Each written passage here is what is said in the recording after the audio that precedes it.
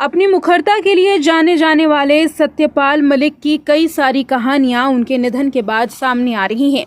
5 राज्यों के गवर्नर रहे सत्यपाल मलिक के निधन के बाद उनकी कई सारी ऐसी किस्से कहानियों की चर्चा हो रही है जिसमें उनकी मुखरता साफ देखी जा सकती है।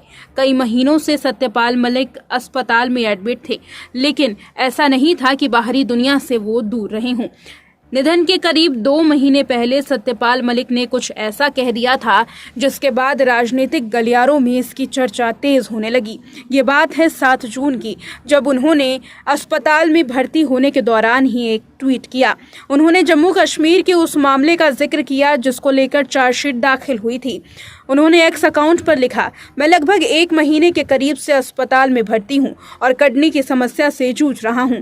मैं रहूं या ना रहूं, इसलिए देशवासियों को सच्चाई बताना चाहता हूं।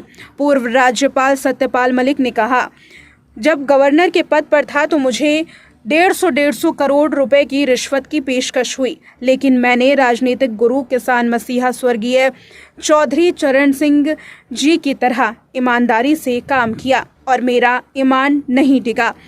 जब मैं गवर्नर था तो उस समय किसान आंदोलन भी चल रहा था। मैंने बगैर राजनीतिक लोभ लालच के पद के रहते हुए किसानों की मांग उठाई। फिर महिला पहलवानों के आंदोलन में जंतर मंतर से लेकर इंडिया गेट तक उनकी लड़ाई में शामिल रहा। इसके साथ उन्होंने पुलवामा आतंकी हमले का भी जिक्र किया। उन्होंने लिखा, पुलवामा हमले में शहीद हुए वीर जवानों के मामले भी उठाए जिसकी आज तक सरकार ने जांच नहीं करवाई। सरकार मुझे सीबीआई का डर दिखाकर झूठे चार्जशीट में फंसाने के बहाने ढूंढ रही है। जिस मामले में मुझे फंसाना चाहती है उस टेंडर को मैंने खुद ही निरस्त किया। मैंने खुद प्रधानमंत्री जी से बताया कि इस मामले में करप्शन है। इसके बाद मैंने खुद उस टेंडर को कैंसिल किया। मेरा तबादला होने के बाद किसी अन्य के हस्ताक्षर लेकर वो टेंडर हुए। सत्यपाल मलिक अपने ट्वीट में आगे लिखते हैं, मैं सरकार और सरकारी एजेंसियों को बताना चाहता हूं कि मैं किसान कौम से हूं। मैं ना तो डरता हूं और ना ही झुकने वाला हूं।